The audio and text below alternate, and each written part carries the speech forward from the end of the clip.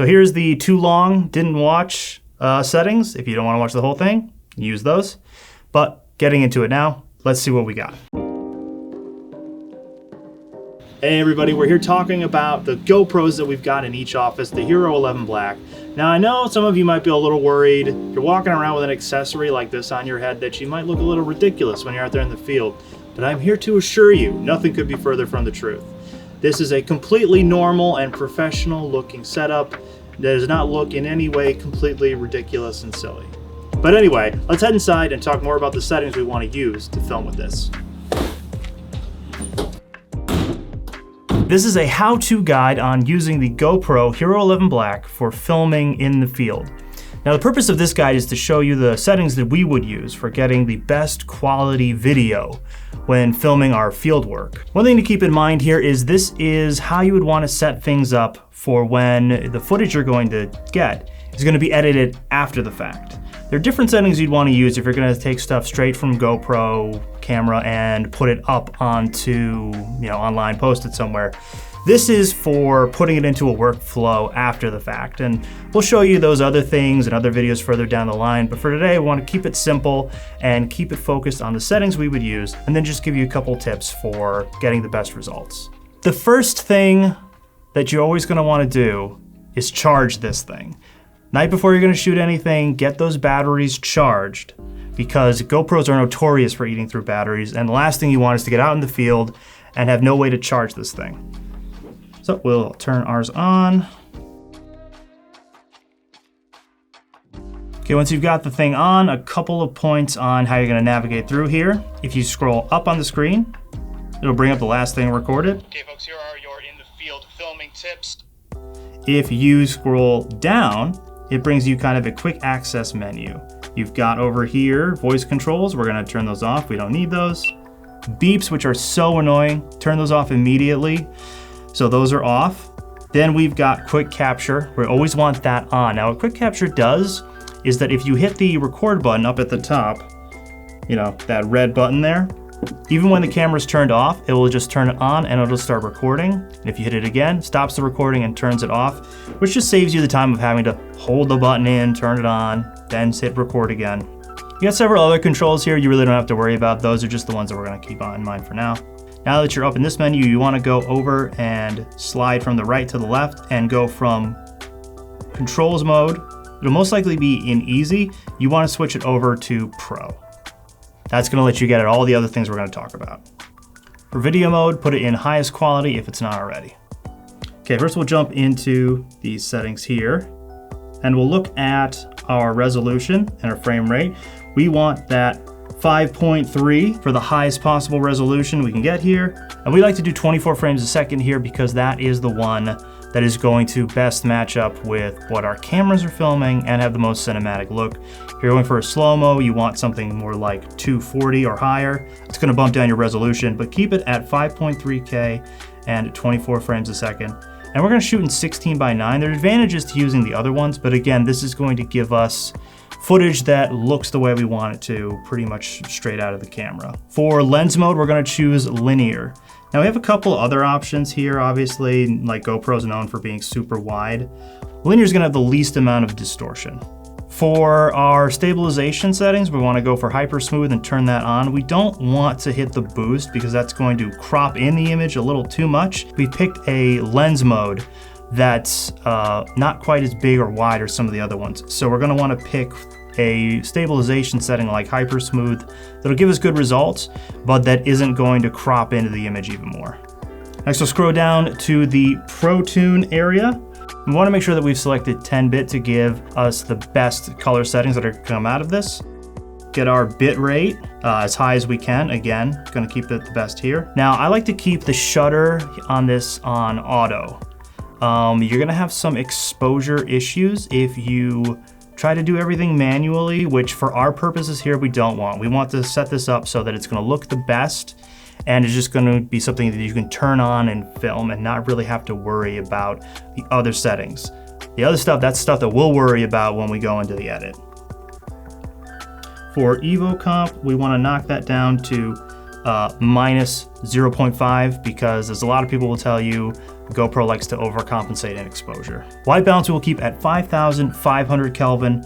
It's a daylight balance. It's going to look good in most settings, and because we're going to be using a flat color profile, it's going to be something that we can adjust a little bit later on. That's what we're talking about with the edit. For ISOs, minimum as low as you go, 100, maximum as high as you can go, 6,400. Trust the camera in this case to balance that out properly. That's why we're kind of putting the shutter in auto, because it's going to do a lot of that automatic balancing work for us, and we won't have to worry so much about ISO. The higher ISO goes, the grainier the footage will look. But we're also talking about situations where we're just going to want some kind of usable image, and the graininess is going to be something that we'll just live with in that case. Sharpness, make sure you set that to low. Cameras like this are gonna over sharpen an image naturally, so you wanna keep it as low as you can. Like I said before, our color profile is flat. You might be tempted to go natural or vibrant, which on the screen are gonna look better. But again, we're thinking about the edit, what we wanna do there, how we wanna improve it in that sense. And flat's gonna be good because it's gonna give us a lot more room to play with when we're editing. For audio, I'm gonna say don't really worry about it too much, because when we go out and film something, we're almost always going to have a different, far superior audio source for anything that we're saying. We're gonna still record audio, obviously, because we want it as a reference point. Now, if you're out there and this is all you've got, I would say, yeah, go ahead and do the raw audio high and the wind auto, but you can also just turn those off. In the end, it doesn't really matter for what we're doing. You hold that button in here on the side to turn it off. But for now, let's head outside and talk some more tips. Okay, I've got the GoPro here with the settings on it. Just got the GoPro, don't even have any attachments or anything. And let's say I wanted to make a video about how to use the EV charging station here. I could even just hold it like this if I wanted to. If I wanted a different angle, you just, you know, find a surface like the back of this truck, just something that's nearby in the shot. Put it down. You know, that's not too bad. There's some framing there. And then you just pop back in where you want to be and tell you all about our EV charging station. I don't actually know anything about it, so I'm not going to say any more, but GoPro. Okay, folks, here are your in the field filming tips. The brighter, the better. I, as you can tell from the squinting, am in some pretty intense direct sunlight right now, and the GoPro is doing a shockingly good job of maintaining a really good even exposure. Now, a lot of times I would be worried that it'd be too harsh, that the shadow from my hat would obscure my face, but this looks really good. Honestly, very surprised by the quality of it when I look back at it. You do want to watch out for backlighting.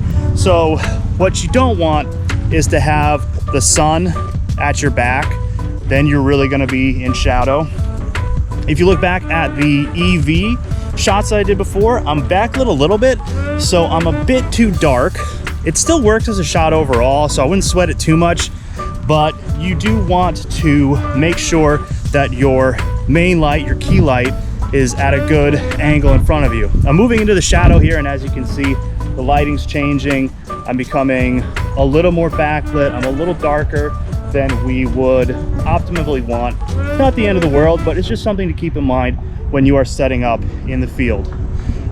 Don't worry too much about the audio quality here. Now, there are some good settings you can have in here. Raw audio, you can have it kind of cut the wind here, but pretty much any time that we are getting audio on site, we're gonna have some kind of other device to capture audio from, which is what I would really recommend everybody do when you're out there filming. Don't try to use the GoPro audio. It's fine. You want it there as a reference point so you can synchronize your other shots or your mic source independently, but don't rely on the GoPro for audio that you're gonna use in a final product. And don't be afraid of water either. If you're out here and the subject of what you're filming is about, you know, sampling from a source, now provided that it's safe to put the thing in there, in terms of contamination levels, you can absolutely stick the GoPro in the water. It's functionally waterproof. They say up to 30 feet, which means that if you put it really down far, the pressure is going to become an issue, but the actual water is not a problem. So let's say you're doing some stormwater sampling and it's really coming down, throw the GoPro on, not going to be a problem. maybe some exposure issues, maybe a little too dark. We can do a video subsequently here where we talk about getting the best video settings, the best exposure settings specifically for shooting in the rain, stormy, overcast day.